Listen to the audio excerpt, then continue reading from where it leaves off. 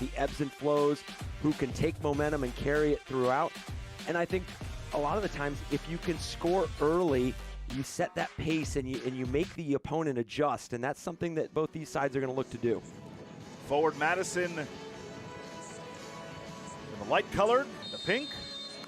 FC Tulsa in the black, and we're underway in round 2 of the Open Cup. Last year they averaged over 1.5 a game at home. Interesting matchup. Certainly tough for FC Tulsa to come on the road. If you're Forward Madison, you're glad that you're having this match here because it is an incredibly difficult matchup. And that Forward Madison coming off a difficult road trip as well from their match against Richmond Kickers. That 2-1 win. Give it away. FC Tulsa trying to get something going. Out in front, it's flicked towards goal, and somehow Forward Madison able to deal with it. Khalil El-Medkar. And crucial intervention here after the giveaway, and that's something that Forward Madison's going to have to be careful with, is limiting some of those mistakes. Travel inside the 6-yard box. First corner of the match. Here it comes. A bit too long there. Semi-mail. Comes to the near side. Played through. Chance early for Forward Madison. And then a massive save on Garrett McLaughlin. And a massive save here. And I was just about to talk about continuing for FC Tulsa to limit some of the loud opportunities that Forward Madison. So a corner here coming for Forward Madison. And it's worth pointing out, Eric, Delence Pierre, starting center back tonight, is making his first start with FC Tulsa as the corner is whipped in, nobody home in pink. And it's played out for a throw. Normally, Sissoko is the starting center back. He started all 4 games in league play, but it's the USL champion with Colorado Springs from last year, Delence Pierre. He's the one who got beat to the inside.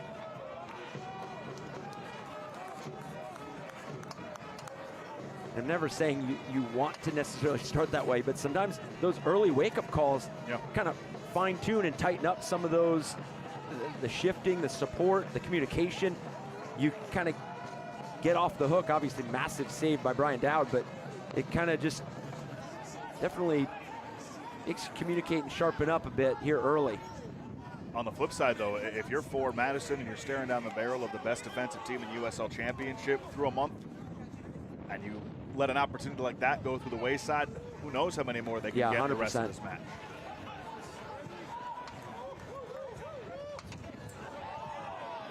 Clean takeaway there. Now Medkar, pressure from behind, and Forward Madison is right back on it. Pot back into the area, contact in the penalty area, then sent on goal, down the save, and it goes wide for a corner. A lot of bodies flying around everywhere. And it's just down for a corner. And this is an excellent spell from Forward Madison. I mean, we're talking about them taking their chances and possibly limiting.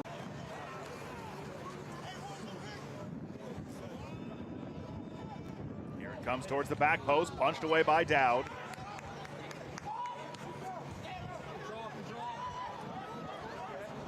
What an early test and an onslaught from. I think they want us to feel the noise.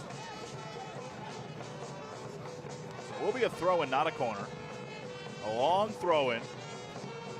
Bouncing out in front. Oh, just over the bar. Nearly had FC Tulsa on top.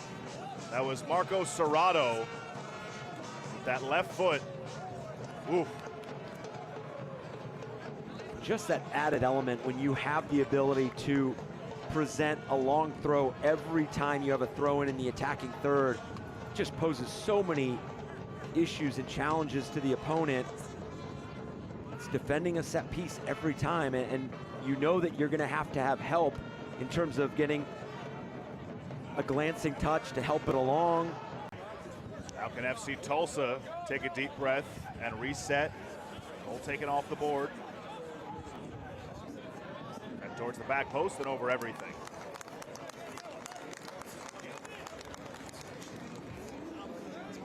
You have to like the early commitment by Forward Madison to get numbers in and around the box. They've done it in a variety of different ways. They obviously just, you saw the service clipped in, but they've done it with link-up play. They've done it with services. They've done it with overlapping runs, the ability to interchange and be adaptable in what they're presenting in the final third. But you got to believe that FC Tulsa is going to continue to build into this match. Calhera tracks it down. Former MLS Next Pro stud fires it in front. That one will count. It's Owen Dom off the feed from Calhera. We wanted to know how FC Tulsa would respond, and they fire right back and take the 1-0 lead. And it starts with a subtle ball played into this flank, and then followed up with the patience and composure by Taylor Calhera. Just new personnel this year. Lamar Batista, one of them. Sissoko, another. Arthur Rogers is in his second season with FC Tulsa, but Delence Pierre in his first season here as well. There's a lot of new faces on that back line. And I would say to this point, they fit in well. Yeah, it's become something for FC Tulsa, and albeit it's early on, but a lot of the indication here early has been the acceptance of roles and responsibilities on both sides of the ball, but mainly defensively, and then the relationships that these players have built in such a short time through preseason, through training. It just showcases how intentional this group has been with building those relationships and building that collaboration and that ability to problem solve. Coughlin plays to the outside. Cross was deflected and then put on frame. 6th overall pick in the 2024 MLS Super Draft. Alone.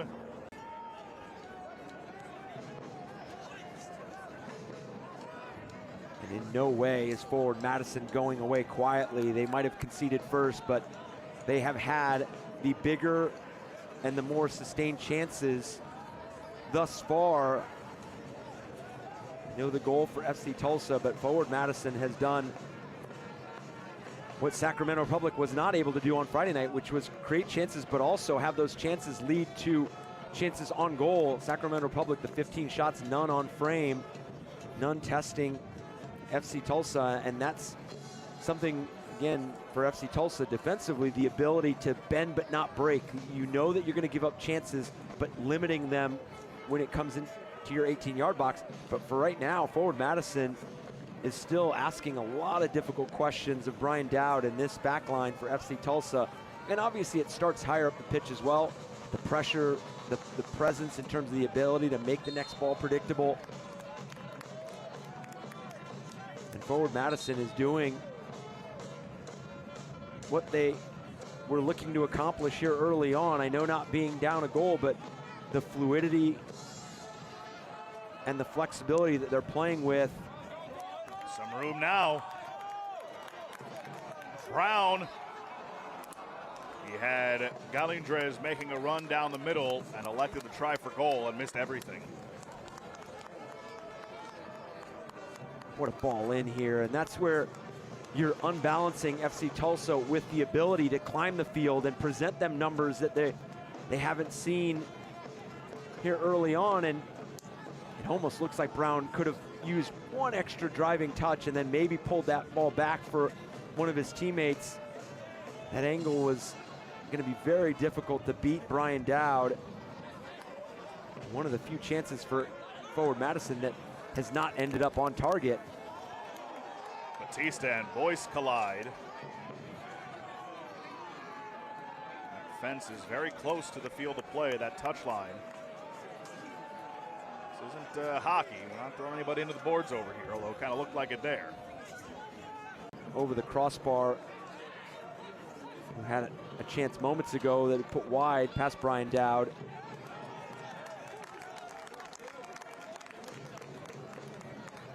That's out for a goal kick, and they do have guys who have the ability to put the ball in the back of the net. Galindrez, of course, had the brace in round one. Garrett McLaughlin's the second highest goal scorer in League One history. Derek Gebhard, who's available for selection tonight, but obviously has not come on yet. He's a talented scorer. Elmedkar gets behind. Elmedkar slides it through. And FC Tulsa comfortably in front a half hour in. He had one taken off the board earlier. This one counts for him. And celebrating in the same corner. With superb awareness from FC Tulsa all around. Their ability to play through lines. Starts with a big ball. Ability to bring this ball across midfield. Just this slipped ball and the ability to play. Long throw in coming from Souza. It's an email for Boyce.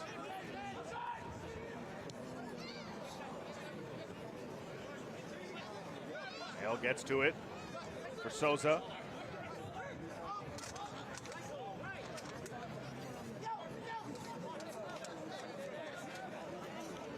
I would dare to say if FC Tulsa goes into the break up 2-0, that Luke Spencer and his group are not going to be overly pleased with how they've played defensively. To the 18, oh, that's one that Galindrez is going to want back. Frame. And he prepped it so well, putting it on that right foot. And it almost looked like FC Tulsa had given him too much space, but the last handful of chances from Forward Madison have been off target. And that's what they did so well early on, was making sure that not only were they creating the opportunities in the first 10-15 minutes, you know, now FC Tulsa is the one chasing the match, but FC Tulsa had the one goal called off for offside, and besides that, they've executed at a high rate, made sure to convert their opportunities. Calhera, Lukic, defending by Souza. It's all the way to Segrist. Lays it out there for Elmedkar, who has one of the two goals. Segrist. Serrato. Now it's Kali. Put into the area towards the back post. Segrist was making a run. He went down. Elmedkar follows up and nearly made it 3-0. This is where FC Tulsa is picking and choosing situations where they can stack the box, and it's that second wave that falls to Elmedkar. As we get the whistle for halftime here from Breese Stevens Field in Madison. A tough first half for the home side, but the visitors, FC Tulsa, fully in control. When he was carted off the field, replaced by Derek Gebhard. Has a tough task in front of them these final 45 minutes, as we are underway in half number 2 of round 2 of the Lamar Hunt U.S. Open Cup, a berth in the third round.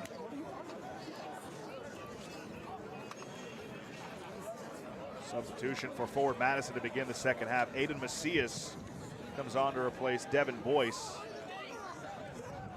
To begin half number 2, what do you make of that decision? That Boyce, one of their better attackers. Yeah, and seemed to work. You don't have to rush it. You don't have to, you can pick the right moment. You can pick the right opportunity. Calhera gets taken down, point to the spot. Calhera earns the penalty. Sure that this game stays 2-0 and you give yourself the opportunity to pull one back, and this ball just makes its way through. No penalty attempts yet this season. The hesitation and the finish for Calhera. And FC Tulsa, even more insurance, a 3-0 advantage early in half number 2. And Calhera continuing his form of impacting and influencing matches. See this ball played through, and it just... Another Stefan, Lukic, who had an assist in this match. He exits for Boubacar Diallo.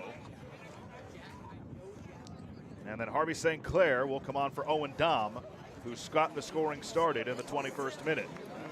That's FC Tulsa, Sinclair, Diallo, and Stojanovic in for Elmedkar, Lukic, and Dom. And then for Forward Madison, Christopher Garcia will enter for Nico Brown, and then Nazim Bartman will come on for Faraday Souza. Bartman in his 4th season with Forward Madison suffered a season-ending injury last year. The fellow University of South Florida alum. Shout out to the Bulls there. Christopher Garcia in his 1st season with Forward Madison. He was with Austin FC 2 and MLS Next Pro on loan a year ago.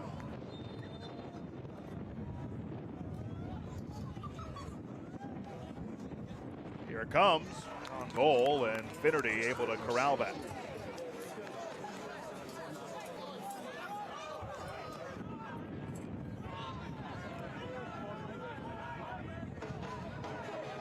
Najoma. That's just a giveaway. Not really sure what the plan was there. He started to carry it upfield. 3 black shirts convened on him, and then he let it go to nobody.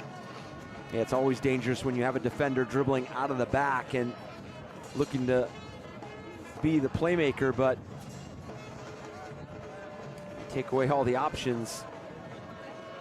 Eliminates that opportunity and an ability to break lines. And I think FC Tulsa has done a better job here in the second half of being detailed defensively. And for those that watched them against Sacramento Republic on Friday, it was kind of a similar performance. Laid off to the outside. Put towards goal, big save. Diving to his right by Brian Dowd. Keeps the clean sheet intact. Challenge. Defensive line and put it up for your teammates. It's Kroll. Towards that back post. Put out in front. And Forward Madison is on the board.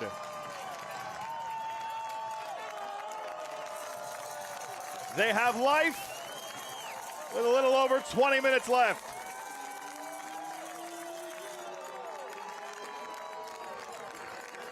And set pieces like this are so much more difficult to execute than people may think.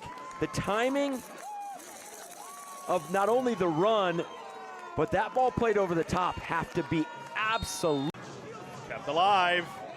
Macias for Garcia. Big save by Dowd. A massive one to keep this at a 2-goal game. Gallo stepped up.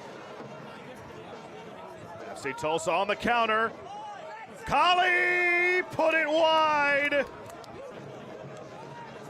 Just needed a bit more shape, and credit to Finnerty for making his way to his left. Bury that 4th goal. That's an example of what we were talking about earlier, where FC Tulsa this season has had Yep. quality chances but have not been able to finish. Of course, tonight they have 3, but should have 4.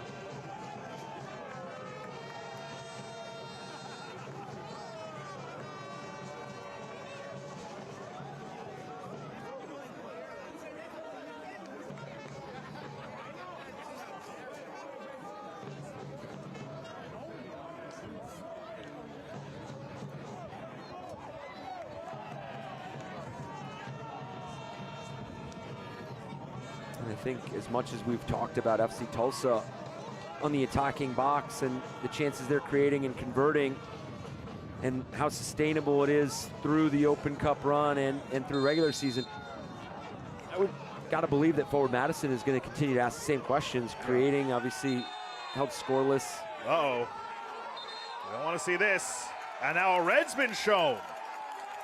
Diallo is sent off. He's sitting on that yellow already. Yep. His second one.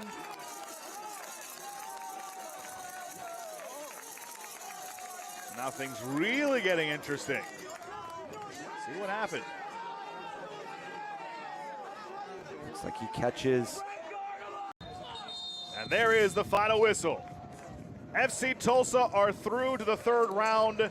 Forward Madison's bid ends in round 2. The final score tonight,